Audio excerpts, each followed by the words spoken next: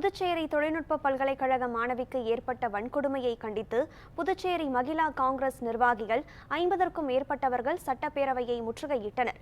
இதுகுறித்த கூடுதல் விவரங்களை செய்தியாளர் ராஜகுமார் வழங்க கேட்கலாம். ராஜகுமார், புதுச்சேரி தொழில்நுட்ப பல்கலைக்கழக மாணவிக்கு பாலியல் வன்கொடுமை ஏற்பட்டதை எதிர்த்து மகிழா காங்கிரஸ் நிர்வாகிகள் சட்டப்பேரவையை முற்றுகையிட்டிருக்கின்றனர். அவர்களினுடைய முழக்கங்கள் என்னவாக இருக்கிறது? புதுச்சேரி தொழில்நுட்ப பல்கலைக்கழக மாணவிக்கு ஏற்பட்ட வன்கொடுமையை கண்டித்து புதுச்சேரி மகிழா காங்கிரஸ் நிர்வாகிகள் 50க்கும் மேற்பட்டவர்கள் சட்டப்பேரவை முற்றுகையிட்டு போராட்டத்தில் ஈடுபட்டதால் பெரும் பரபரப்பு ஏற்பட்டது. புதுச்சேரி தொழில்நுட்ப பல்கலைக்கழகத்தில் கடந்த சில தினங்களுக்கு முன்பு 1ஆம் ஆண்டு பயிலும் மாணவி ஒருவரை வெளிநபர்கள் அந்த பல்கலைக்கழக வளாகத்திற்குள் நுழைந்து தகாத முறையில் தாக்கியதாகவும் கூறப்படுகிறது. தொடர்ந்து அந்த மாணவி புதுச்சேரி அரசு மருத்துவமனையில் சிகிச்சை பெற்று ஈடுபட்டிருக்கிறார்.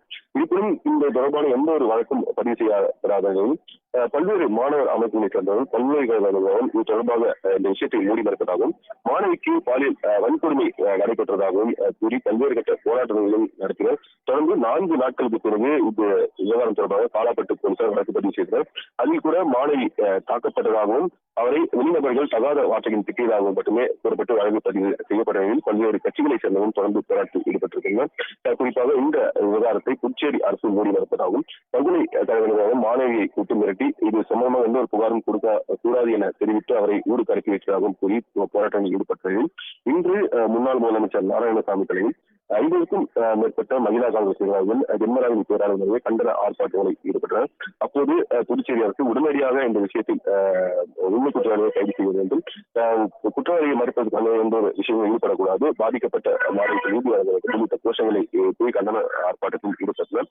தொடர்ந்து அங்கிருந்து 50க்கும் மேற்பட்ட மகிழா காங்கிரஸ் நிர்வாகிகள் காவல்துறையின் தடுப்பு வேலைகளை தகர்த்தெறிந்து அங்கு சட்டப்பேரவை வளாகம் நோக்கி ஓடி வந்தனர். தொடர்ந்து சட்டப்பேரவை வாயிலானது முற்றுகை போராட்டத்தில் ஈடுபட்டால் பெரும் பரபரப்பு ஏற்பட்டது. தொடர்ந்து சம்பவ இடத்திற்கு வந்த பெரியவரை காவல்துறையினர் இந்த முற்றுகை போராட்டத்தில் ஈடுபட்ட 50க்கும் மேற்பட்ட மகிழா காங்கிரஸ் நிர்வாகிகளை உடனடியாக கைது செய்து அவர்களை குண்டுகட்டாக காவல்துறை வாகனத்தில் ஏற்றி கொண்டு சென்றனர். இதில் மகிழா காங்கிரஸ் தலைவி பஞ்ச காந்தி, முன்னாள் மாணவர் நாராயணசாமி மகன் விஜயகுமாரி உள்ளிட்ட 50க்கும் மேற்பட்ட மகிழா காங்கிரஸ் நிர்வாகிகள் காவல்துறையினர் தற்போது குண்டுகட்டாக கைது செய்திருக்கின்றனர். இந்த ஆர்ப்பாட்டத்தின் போது புதுச்சேரி அரசு விரைந்து உண்மை குற்றவாளியை கைது செய்ய வேண்டும், பாதிக்கப்பட்ட அந்த மாணவிக்கு நீதி வழங்க வேண்டும் உள்ளிட்ட கோரிக்கைகளை அளித்த கோஷங்கள் புதுச்சேரி சட்டப்பேரவை அமைந்திருக்கிற பகுதியில் பெரும் பரபரப்பு ஏற்பட்டது. புதுச்சேரியில் சட்டப்பேரவையை முற்றுகையிட்டு போராட்டத்தில் ஈடுபட்ட மகிழா காங்கிரசாரை காவல்துறையினர் கைது செய்திருக்கின்றனர். இது தொடர்பான விவரங்களை பதிவு செய்தமைக்கு நன்றி ராஜகுமார்.